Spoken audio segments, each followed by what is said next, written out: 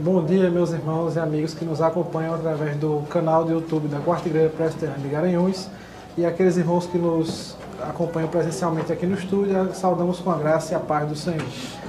Com muita alegria para nós temos mais um domingo que nós vamos dedicar esse momento ao aprendizado da Palavra de Deus. Estamos hoje, graças a Deus, encerrando o segundo módulo da nossa Escola Bíblica Dominical desse ano.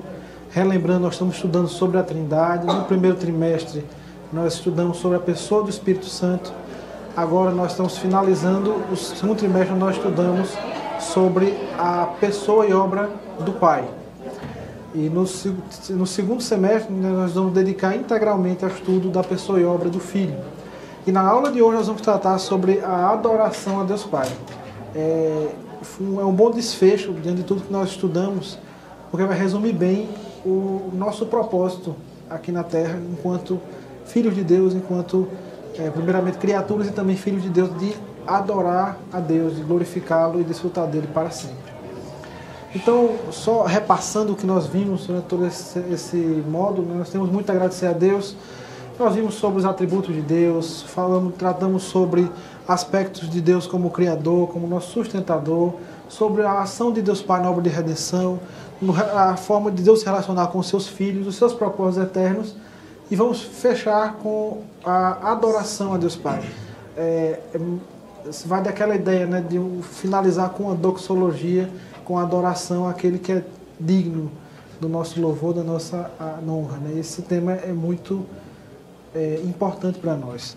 Nós não vamos ter um texto único na nossa aula de hoje, mas esse versículo ele é muito apropriado para a nossa meditação, uma vez que ele trata exatamente do nosso culto a Deus. Pois diz o seguinte, a palavra do Senhor: Rogo-vos, pois, irmãos, pelas misericórdias de Deus, que apresenteis o vosso corpo por sacrifício vivo, santo e agradável a Deus, que é o vosso culto racional. Vamos orar?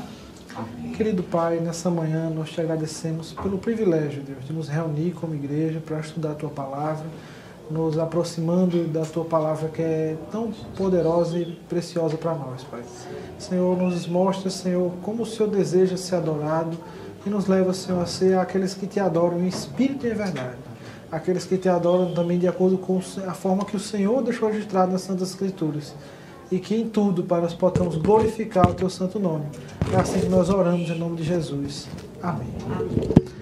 Meus irmãos, quando nós lemos esse texto de Romanos capítulo 12, versículo 1, Paulo ele vai falar que ele vai rogar, ele vai exortar os cristãos de Roma a eles adorarem a Deus de forma agradável através de um culto racional. E de que forma? Ele se apresentando como sacrifício. Não mais era necessário, como no Antigo Testamento, alguém apresentar um sacrifício a Deus, o sacerdote apresentar um sacrifício a Deus.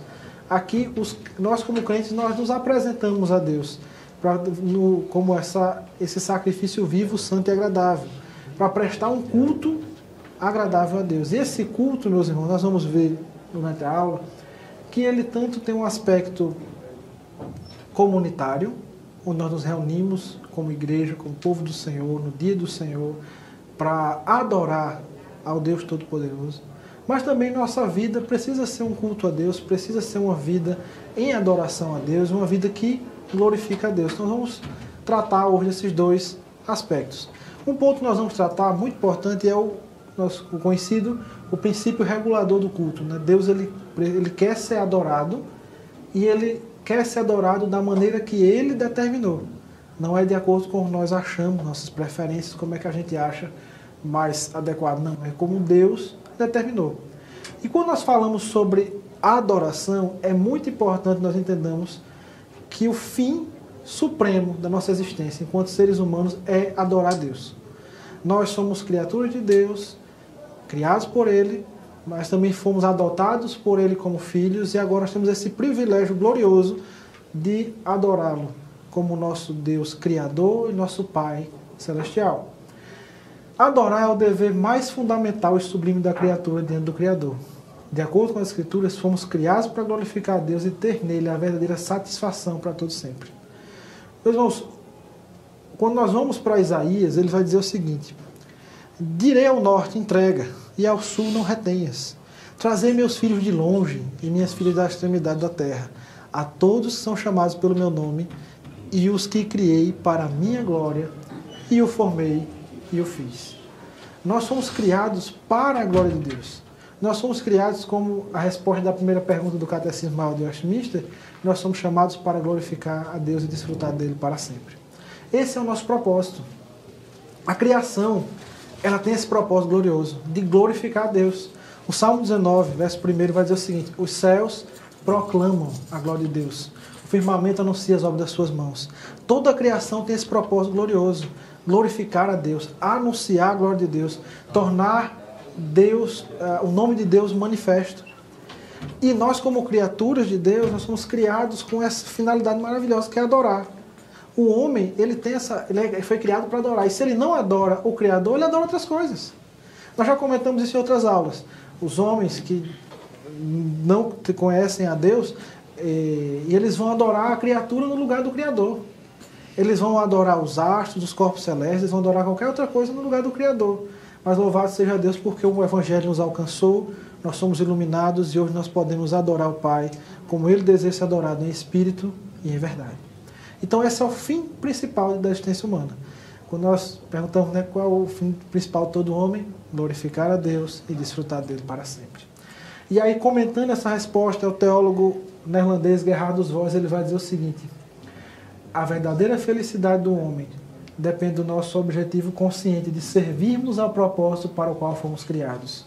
Isto é, glorificar e gozar a Deus.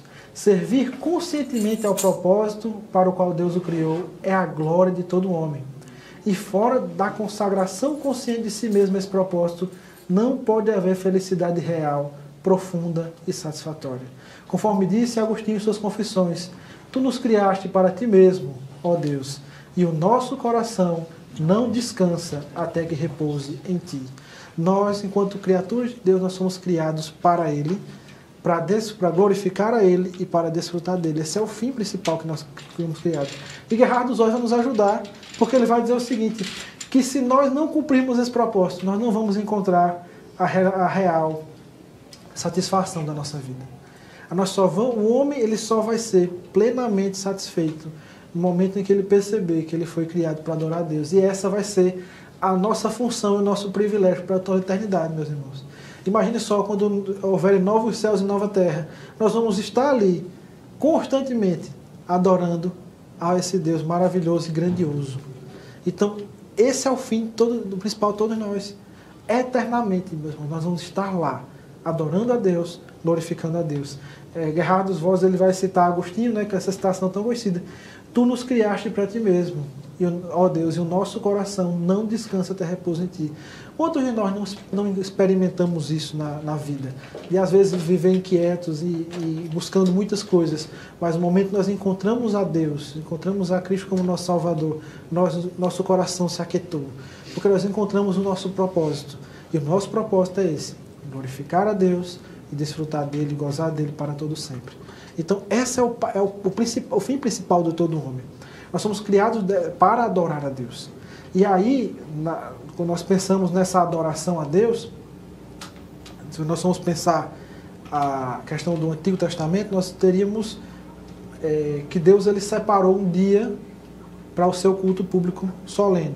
Então, nós vamos falar um pouquinho agora sobre a adoração comunitária do povo de Deus. Então, quando Deus ele cria o homem, Adão, o primeiro homem e Eva, o primeiro casal, eles caem, e depois Deus ele chama um homem, Abraão, para a partir dele fazer uma grande nação, e a partir dele se abençoar a todas as famílias da terra, se referindo à sua descendência, que é Cristo. E em Abraão e da sua descendência surge um povo, o povo de Israel, o povo de Deus na antiga aliança.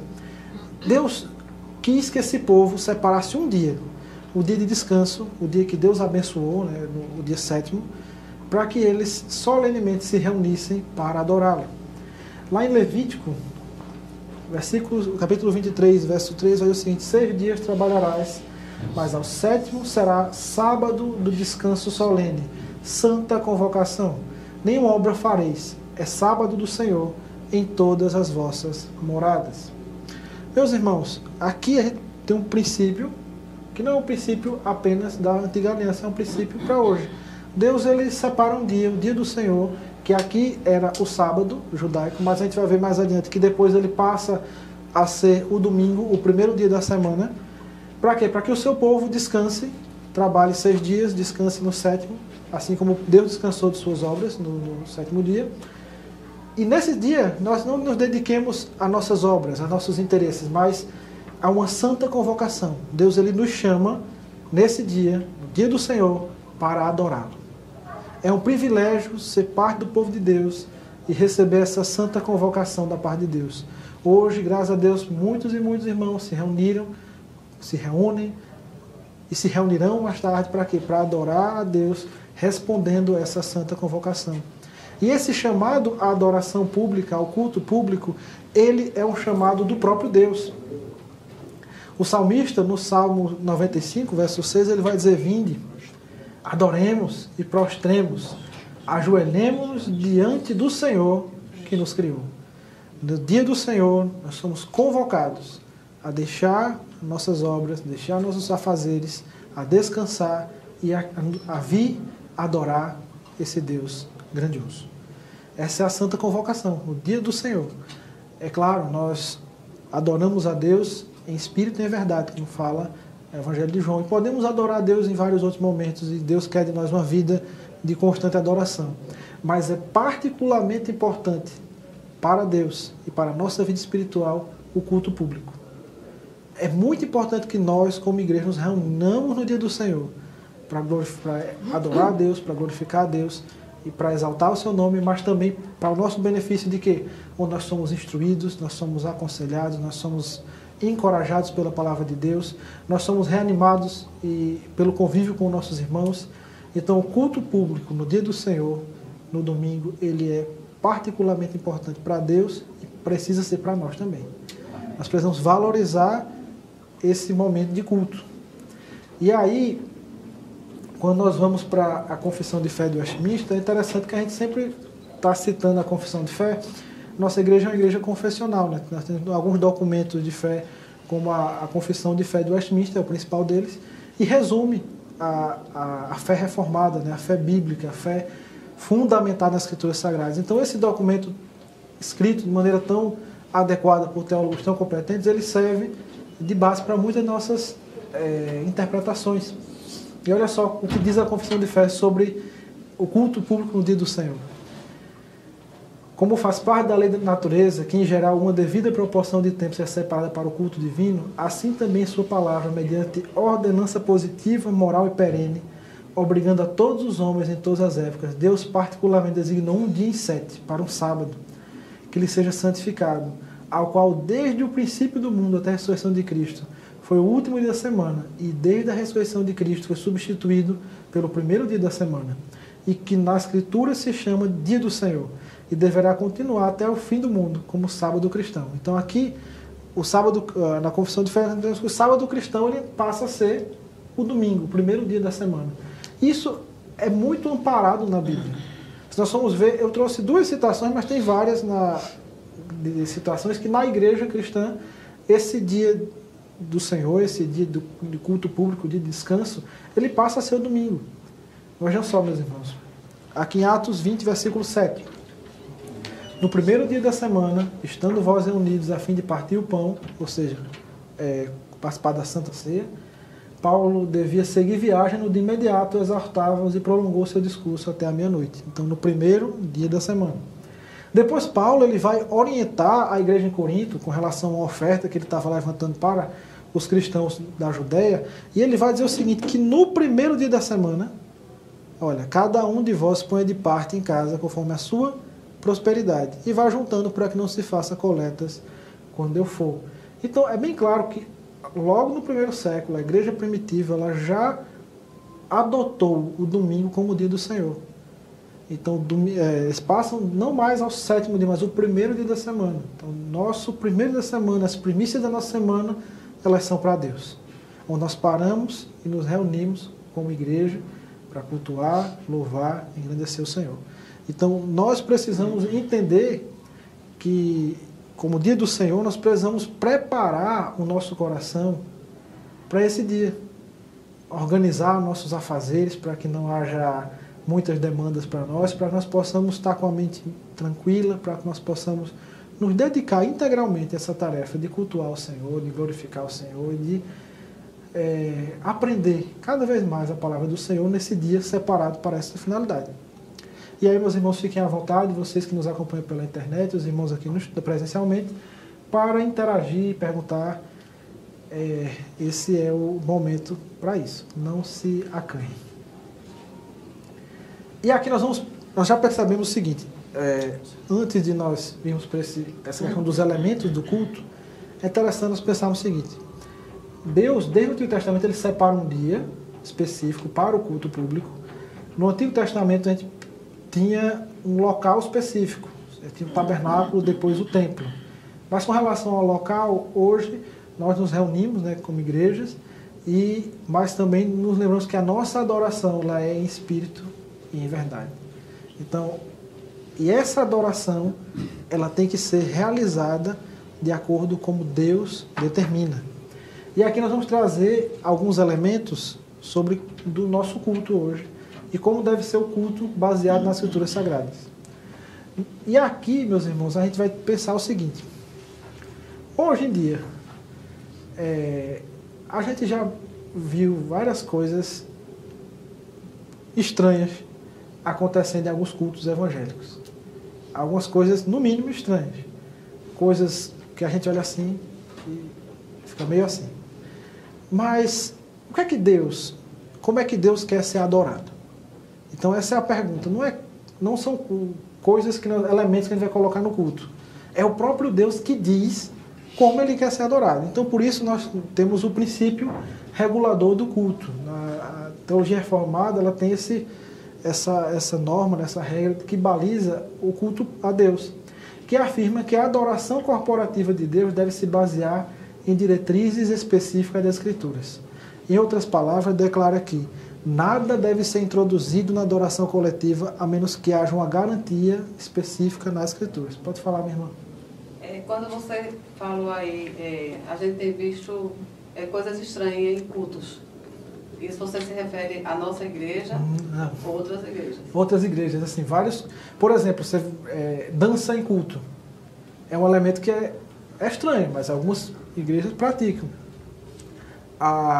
Por exemplo, a gente tem umas teatralizações na pregação, que não impede que haja um teatro, mas assim, em outro momento, mas não no momento de culto. Então, quando a gente vê esses comportamentos, a gente fica, no mínimo, achando estranho. Não é a nossa realidade enquanto igreja, mas a gente vê em outras igrejas esse tipo de comportamento, que vai de encontro com a Escritura, porque nós seguimos esse princípio regulador do culto, que o culto a Deus, a adoração a Deus, ela é baseada inteiramente no que diz as Escrituras Sagradas. Lá em Deuteronômio 12:32, ela é o seguinte: tudo o que eu te ordeno, observarás. Nada lhe acrescentarás, nem diminuirás. Então, a nossa adoração, ela deve ser feita de acordo com o que está na Escritura. Eu não posso acrescentar e nem diminuir. A gente vai ver que existem 7 elementos do culto público registrados na Bíblia. Então, o que foge desses elementos, a gente não deve acrescentar no nosso culto. E, graças a Deus, a Igreja Presbiteriana e outras igrejas reformadas, eles seguem o princípio regulador do culto, onde o culto é baseado integralmente no que diz a Escritura, não acrescentando e nem diminuindo, certo? E tudo sendo feito com decência e ordem. Então, os reformadores já tiveram... Pode falar, minha irmã. A gente fala assim dos outros cultos, né? Mas para isso, às vezes, a gente precisa até estar participando do culto para você poder falar, né? Com propriedade. E eu participei de cultos onde tinham essas danças. Eu nunca fui de chegar e dizer, olha, eu não concordo, mas no meu ser eu não concordava. Eu preferia fechar os olhos e adorar o Senhor em espírito e em verdade. Porque eu acredito que aquilo ali tirava até a verdadeira adoração. Exatamente. Porque muitas das vezes a gente fica ali olhando aquelas coisas ali, e aí você diz assim, meu Deus, o que está sendo glorificado no nome do Senhor? porque aquilo ali chama a atenção, querendo ou não, é o visual, né? E você não consegue ver aquilo ali como uma forma de adoração, porque se a gente for olhar lá para o Velho Testamento, imagine se aquilo ali fosse acrescentado naquele momento de você entrar no Santo dos Santos. Entendeu? Tem um monte de pessoas ali dançando com aquelas coisas ali, porque são vários tipos, né? E aí você fica imaginando, na mesma hora seria o fogo consumidor, acredito ali, jogado, entendeu? E é muito estranho mesmo isso, né? Embora as pessoas não percebam, porque hoje a gente vive numa época que é nada a ver, né? Muitas pessoas dizem, ah, tem nada a ver. Você é careta demais se você for falar, entendeu? As pessoas entendem dessa forma.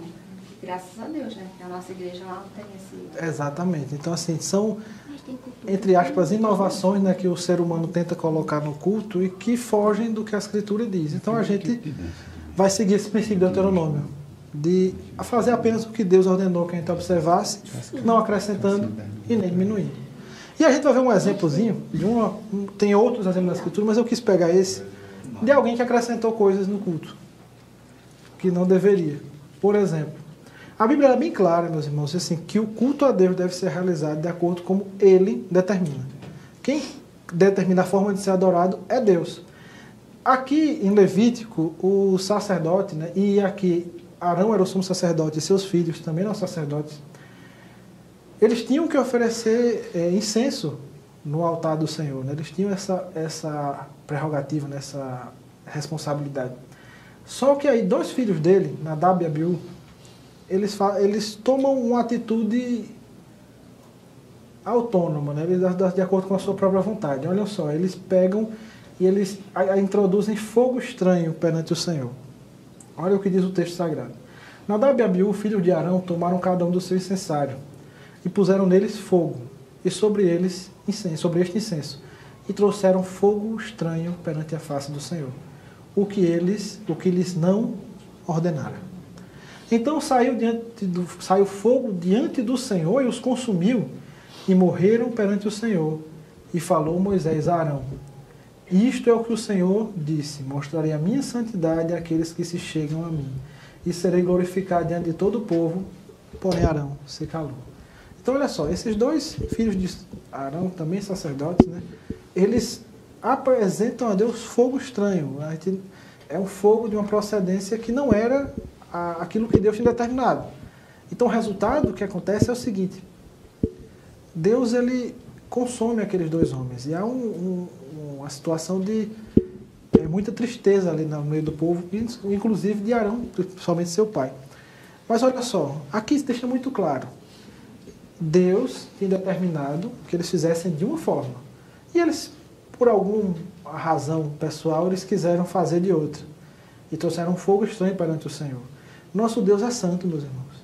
Nosso Deus, ele é um Deus triplamente santo. Isaías, ele vai dizer, relatar que os anjos, eles cantam santo, santo, santo é o Senhor dos exércitos. Então é um Deus totalmente santo e é um Deus que quer ser adorado da maneira que ele quer ser adorado. Aqui é bem claro, o que eles trouxeram fogo estranho perante a face do Senhor, o que eles não ordenaram. Deus, ele determina de uma forma e ele quer ser adorado daquela forma. Ele é Deus, ele é o soberano de toda a terra. E aí, aqui tem um princípio para nós. Não podemos acrescentar elementos na adoração a Deus aquilo que Deus não ordenou, aquilo que Deus não determinou. Quais são os elementos do culto que estão claros para nós na Escritura, que não há dúvidas com relação a eles? A gente vai tratar de 7 nessa manhã. E o primeiro deles é a leitura pública das Escrituras. É por meio da leitura pública da palavra de Deus, que Deus fala diretamente com o seu povo. A leitura deve ser clara, reverente e abrangente, incluindo tanto o Antigo quanto o Novo Testamento, conforme o princípio de que toda a Escritura é inspirada por Deus e útil para o ensino, para a repreensão, para a correção, para a educação na justiça. 2 Timóteo 3,16. Então, meus irmãos, o primeiro elemento é a leitura pública das Escrituras. É muito interessante que no nosso culto, em cada momento do culto, antes de cada momento, é lido foi realizada a leitura pública das Escrituras. Mostrando o quê? Que aquele ato que nós estamos realizando para Deus, ele é embasado na Escritura Sagrada. Nós vamos ver que tanto no Antigo quanto no Novo Testamento havia essa prática da leitura pública das Escrituras. E incluindo os 2 testamentos, porque é a única palavra de Deus registrada nos 66 livros da Bíblia. Toda a Escritura. Nós subscrevemos que toda a Escritura ela é inspirada por Deus, ela é palavra de Deus, ela é infalível, ela é inerrante, e por isso que ela tem que basear a nossa vida e o nosso culto. Então está bem claro aqui para nós, no momento de leitura pública das Escrituras. Deus fala através da leitura pública da sua palavra. Você quer ouvir Deus falando? Ouça a sua palavra. E eu acho tão interessante essa questão da leitura pública, que até no Antigo Testamento, né, até Jesus, quando ele chegava nas sinagogas, o que era lido para o povo? E pasmam, a gente vê assim, infelizmente, muitas pessoas querem ver movimento. E quase todos os cultos de movimento, você não vê a leitura da palavra. Exato. Porque as pessoas se deixam voltar para este movimento e a palavra fica lá em última. Quando a pessoa se pega da palavra, vai dizer, não, mas Deus quando me usa, Ele me usa dessa forma. E a palavra deixou de lado. E aí começa coisas de homens. É impressionante, né? Eu digo isso porque há pouco tempo eu e a Lene, a gente esteve num lugar, né? E eu vi e a gente comprovou isso. Porque as pessoas querem ver um movimento, querem ver... E eu disse, a palavra, onde é que está nesse tudo aqui? A palavra foi lá para o final, mas bem de forma superficial. Porque o que ficou em destaque foi o movimento. Isso é muito perigoso. É muito perigoso, porque aquilo que é feito por homens muda. É imperfeito. É imperfeito, mas a palavra, ela permanece. Com certeza. Ela é inerrante e ela é infalível. Então, quando nós baseamos nosso culto nela, nós temos segurança do que a gente, da forma que a gente está adorando a Deus. E aqui, vejam só, meus irmãos, aqui só 2 exemplos que eu trouxe para vocês. Um do Antigo e outro do Novo. Em Neemias 8, aqui a gente tem um momento muito importante, onde é reunido todo o povo de Israel ali, e o sacerdote Esdras, ele faz a leitura da lei. Eles passam horas, de manhã até o final do dia, ouvindo a lei. E olha só o que o texto sagrado diz. Esdras, o sacerdote, trouxe a lei para a congregação, tanto de homens como de mulheres, e todos os que eram capazes de entender o que ouviam. Era o 1º dia do 7º mês, e leu no livro, diante da praça em que estava a fronteira à porta das águas, desde a alva até o meio-dia, perante homens e mulheres, os que podiam entender. E todo o povo tinha ouvidos atentos ao livro da lei. Então, esse elemento da leitura pública está presente no Antigo Testamento também, a gente vai ver que está no Novo. Mas não só, aquele momento, é dito no texto, mais adiante, que Esdras ele foi feito um púlpito específico para aquela finalidade. Ele abriu o livro da lei, né, no pergaminho da lei, e ele lia, e o pessoal, aquelas pessoas estavam atentos, desejosos de ouvir o que estava ali registrado naquele livro, no livro da lei. E como o Romariz comentou, quando a gente vê no Novo Testamento, Jesus ele entra na sinagoga, Lucas 4, aí ele vai, pega o rolo do livro e lê o profeta Isaías. Então era ali, esse elemento da leitura pública também está presente já nessa virada, né, de Antigo para Novo Testamento, onde ali o ministério de Jesus estava acontecendo. Finalzinho do ministério de João Batista e do ministério de Jesus. E aí, também na igreja, agora já falando de culto neotestamentário, a igreja do Senhor, Paulo ele vai orientar Timóteo, ele vai dizer o seguinte: até a minha chegada, dedique-se à leitura pública da Escritura, à exortação e ao ensino. Ele vai trazer uma diferenciação, a leitura pública e o ensino. Porque são coisas que estão relacionadas, porque você lê e depois... O sermão ele tem 3 elementos, né? Lê o texto, explica o texto e aplica o texto. O centro é o texto sagrado, é a Bíblia. Então aqui Paulo está, olha Timóteo, se dedique à leitura pública da Escritura. Se dedique. Seja um obreiro aprovado. Ele vai orientar muito Timóteo nesse sentido. E depois ele fala a exortação e ao ensino. A exortação, Timóteo era um jovem pastor, ele tinha que exortar realmente aqueles que estavam debaixo do seu cuidado, da sua liderança. E também ensinar. Então esse é o primeiro elemento, a leitura pública da Escritura. É muito importante porque demonstra que qual é o centro? É Deus e a sua palavra.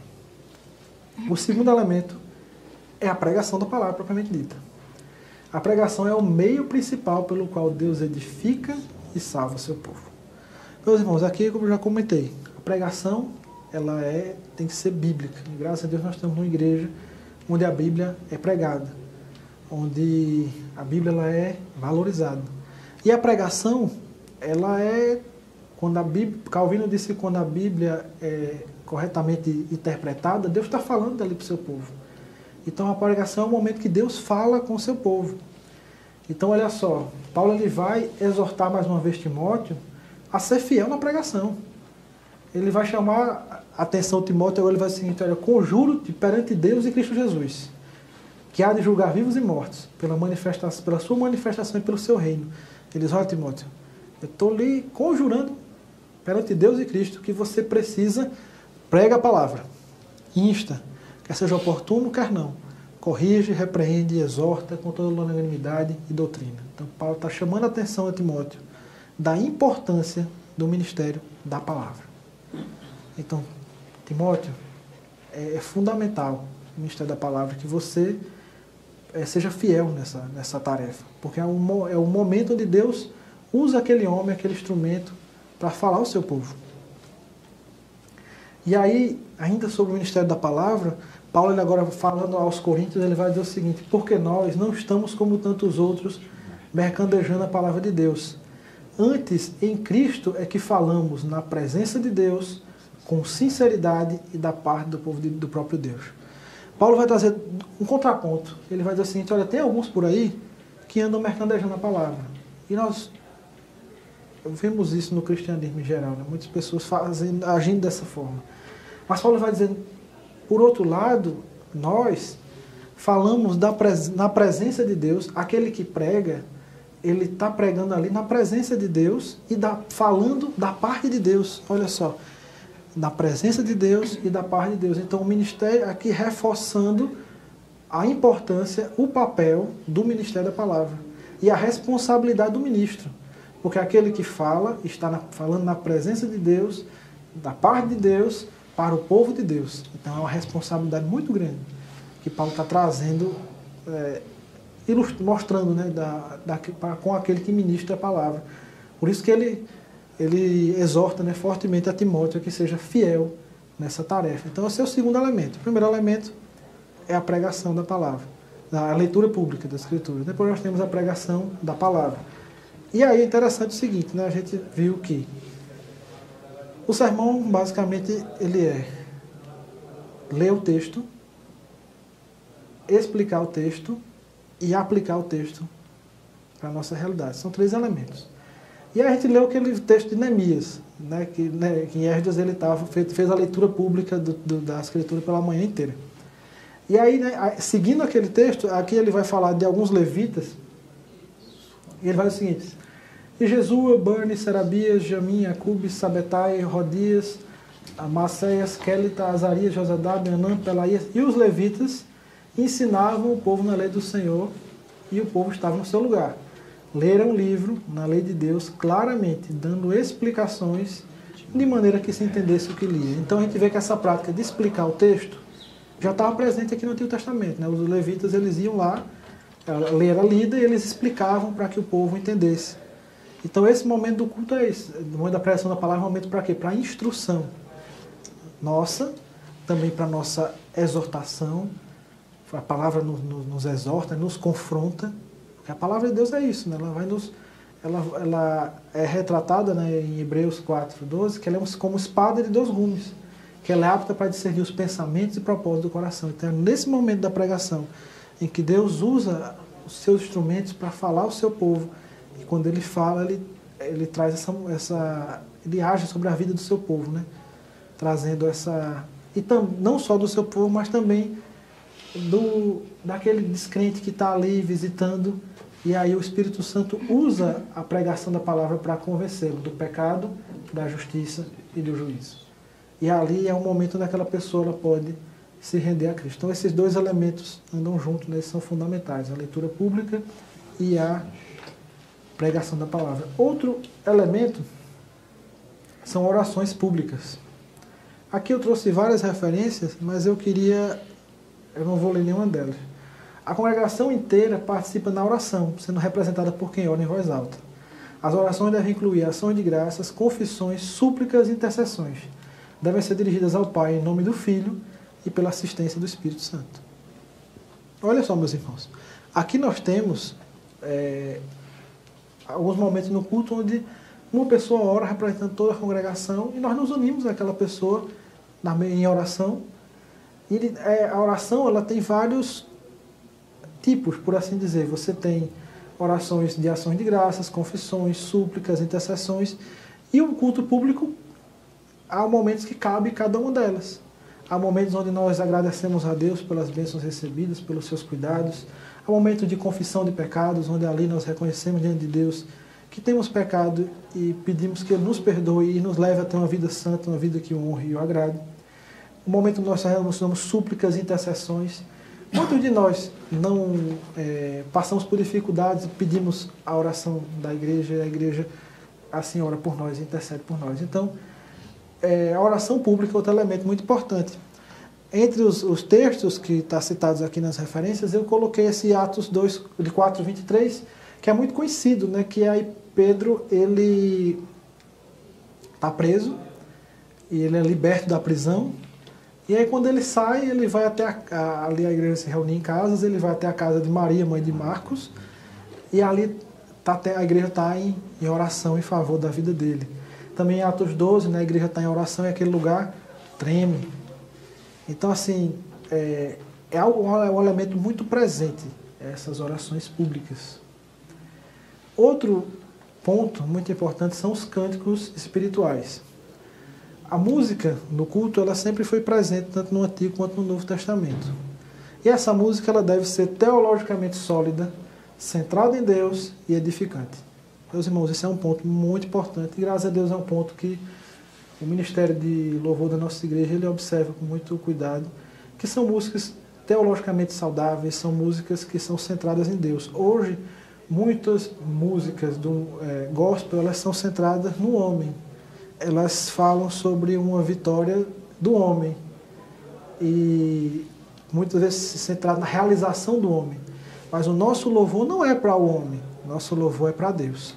Então, nossos hinos eles têm que ser hinos teologicamente saudáveis. E aí, muitos reformadores eles favoreceram a ideia da salmódia, a salmodia exclusiva, que é o cântico exclusivamente dos salmos. Só que aí isso não exclui o fato de cantar hinos doutrinariamente saudáveis, como nós cantamos. São letras de músicas muito adequadas. E nós temos que ser críticos nesse ponto, né,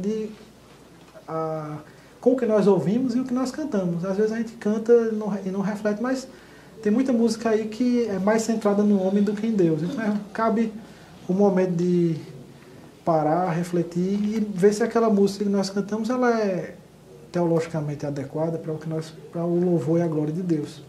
Por isso que a palavra de Deus fala que o nosso culto ele tem que ser racional.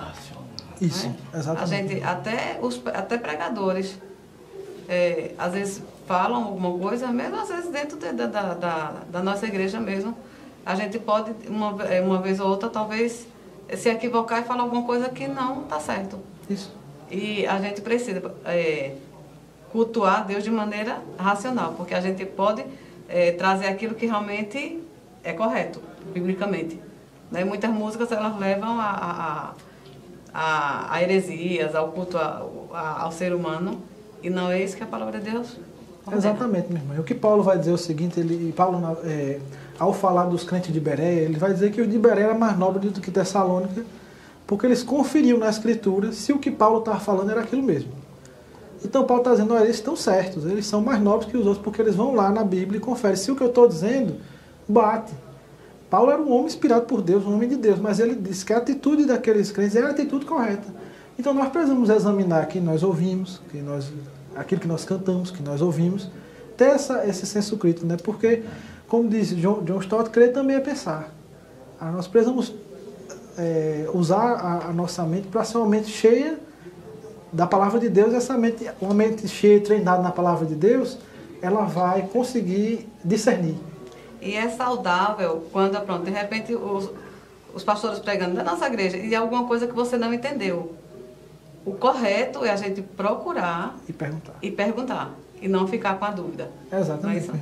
Exatamente. É ir lá e perguntar, porque às vezes a gente não entende, a gente não domina aquele texto, aquela passagem que foi pregada, e aí é importante não ficar com essa dúvida, porque arrastar a dúvida é pior, em todo caso. E aí, quando Paulo fala aos Colossenses, ele vai falar o seguinte: habite ricamente em vós a palavra de Cristo. Então, nós temos que ser pessoas cheias da palavra. Instruí-vos e aconselhai-vos mutuamente em toda sabedoria, louvando a Deus com salmos, hinos e cânticos espirituais, com gratidão em nosso coração. Então, o nosso louvor, ele tem que ser um louvor que flui de um coração grato. Nós ouvimos um sermão agora pela manhã falando sobre pelo que ser grato, né? Então, agora, por que nós louvamos a Deus? Por que nós agradecemos a Deus? Porque nosso coração tem que estar cheio de gratidão por tudo que Ele é, tudo que Ele fez, porque Ele é bom, porque Ele mudou a nossa história, porque Ele nos elegeu da fundação do mundo. Motivos para a falta de gratidão no nosso coração não faltam. Então, nosso louvor tem que ser louvor que transborde um coração cheio de gratidão, um louvor adequado e que glorifica o nome do Senhor. Então, esse foi mais um elemento. E agora, outro elemento importante é a administração dos sacramentos. A gente tem que entender que, biblicamente, só existem 2 sacramentos, que é o batismo e a Santa Ceia. A Igreja Católica Romana ela tem outros sacramentos, mas que carecem de amparo bíblico. Então, nós, biblicamente, só entendemos 2 sacramentos, que é o batismo e a ceia do Senhor. Existem algumas controvérsias envolvendo as formas de realização desses sacramentos. Por exemplo, batismo, imersão, aspersão, são formas que são válidas e que a Igreja Presbiteriana recebe, né, quem foi batizado por aspersão, por imersão. Perdão. Então, mas o foco aqui não é a forma, mas sim o princípio. O sacramento ele tem que estar presente no culto público, tanto o batismo quanto a ceia. Então, o que é o batismo? É um sinal de iniciação no pacto da graça, devendo ser administrado uma só vez em nome da Trindade a crentes e a seus filhos. Então, o batismo ele não é o final, ele é o início. É o início de você estar sendo introduzido dentro do povo de Deus, da família de Deus, no pacto da graça, e ali você está iniciando sua caminhada com Deus. E é fundamental ter esse momento no culto onde é realizado o batismo de novos membros e essa pessoa é recebida como membro, né, da igreja. Outro sacramento muito importante é a ceia do Senhor, que além do memorial da morte do Redentor, na ceia contamos com termos espirituais, como a presença de Cristo. A ceia é um meio de comunhão espiritual com Jesus de fortalecimento da fé. Deve ser precedida de um autoexame e celebrada com solenidade. Quando nós falamos da ceia do Senhor, nós temos que entender que existem diferentes entendimentos, né? Por exemplo, você tem o entendimento equivocado da Igreja Católica Romana, que ela vai dizer que ocorre a transubstanciação, né? O corpo, o pão e o vinho, eles se tornam o corpo e o sangue de Cristo. Isso não é verdade, a Bíblia não nos diz isso. Também há o entendimento de que ali é apenas um memorial, que é o entendimento que a maioria das igrejas batistas eles seguem, né? Que é apenas um memorial. Na verdade, vai além do que um memorial, né? Nós entendemos que a interpretação reformada suíça, né, de Calvino, que Cristo se faz presente espiritualmente na ceia. Então, ali não é apenas um memorial. Também nós nos lembramos daquilo que Cristo fez, mas Cristo está presente espiritualmente na ceia. Está presente conosco naquele momento, né? E um dia, como a ceia nos prometeu, nós vamos provar um vinho novo com Ele no seu reino. Amém.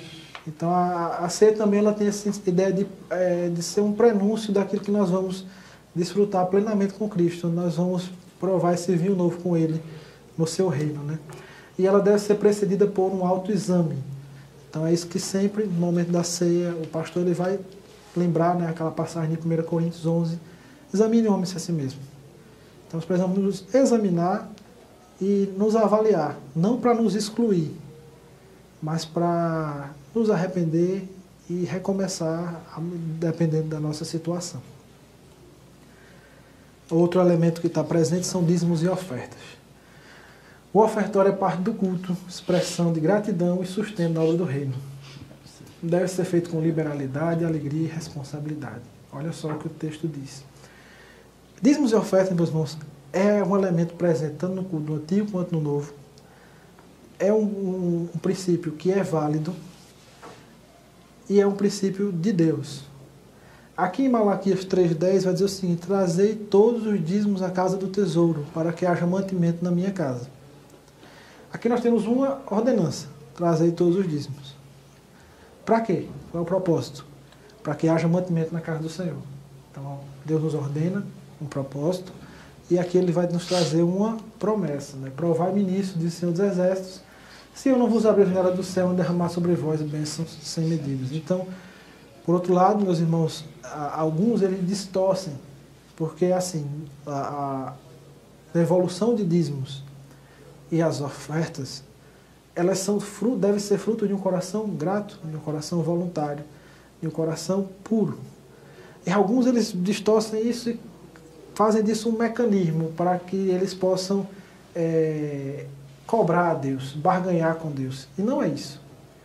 Essa ideia está totalmente equivocada. O caminho é obedecer, dízimos e ofertas é a obediência. Você reconhecer que Deus lhe deu, lhe proveu o seu sustento, lhe proveu o cuidado da sua família, lhe deu forças para trabalhar, lhe deu saúde, lhe deu oportunidades, e ali você ofertar a 10ª parte daquilo que Ele lhe deu.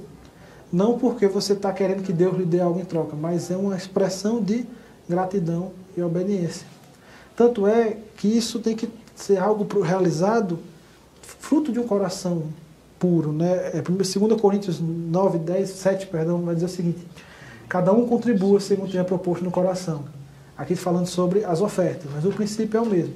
Não com tristeza ou com necessidade, porque Deus ama quem dá com alegria. A ideia é que dízimos e ofertas eles sejam fruto de um coração grato e de alguém que se alegra no privilégio de contribuir com a obra do Senhor. Então, o princípio é um elemento de culto presente tanto no Antigo quanto no Novo Testamento. Davi, quando ele vai dedicar as suas ofertas que ele preparou para a construção do templo, ele vai dizer: quem sou eu e quem é o meu povo, para que eu possa dar essas coisas, né? Porque tudo vem de ti e das tuas mãos te damos. Você só está devolvendo o que vem dele.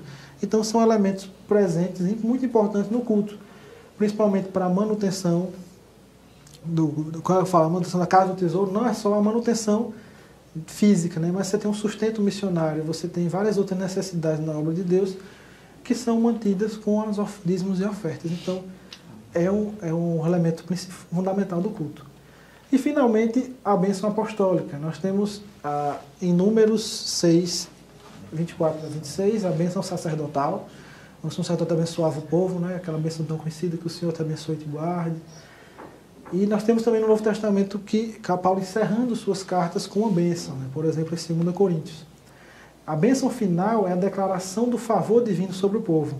Não é um encerramento meramente formal, mas uma real comunicação da graça de Deus para a vida cristã.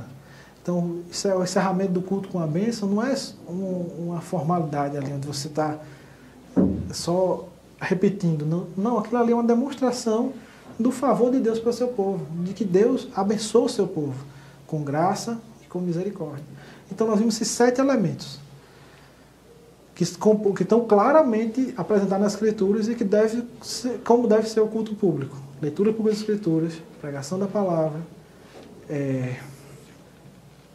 cânticos, hinos e cantos espirituais,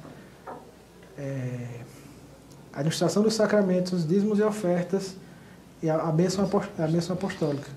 Então, meus irmãos, e as orações, são 7. Falei 6. Então, esses elementos são claros e evidentes nas Escrituras, que são o que Deus determinou para a realização do culto público. Alguns elementos que as pessoas querem acrescentar fogem disso e não devem ser acrescentados no culto público.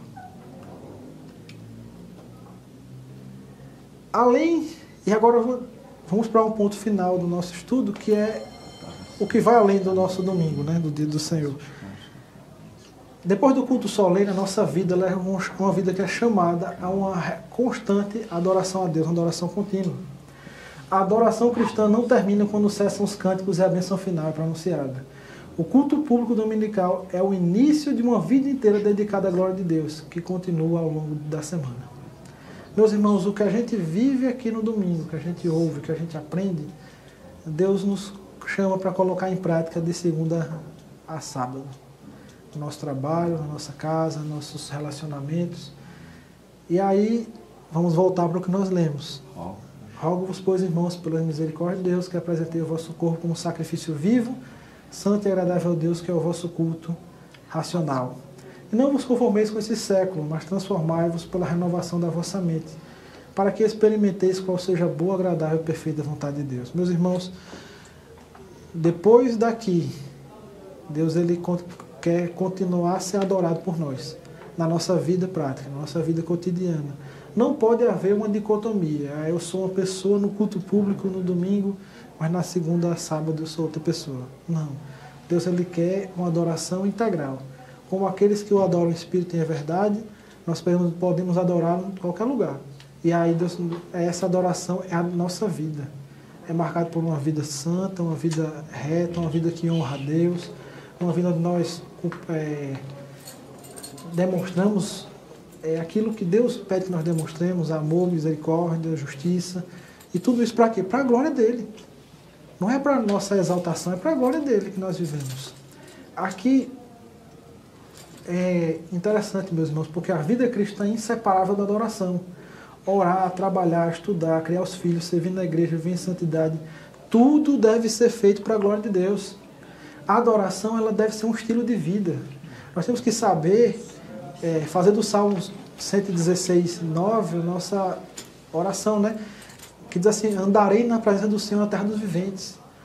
Naquilo que você está fazendo, você tem que estar andando na presença de Deus.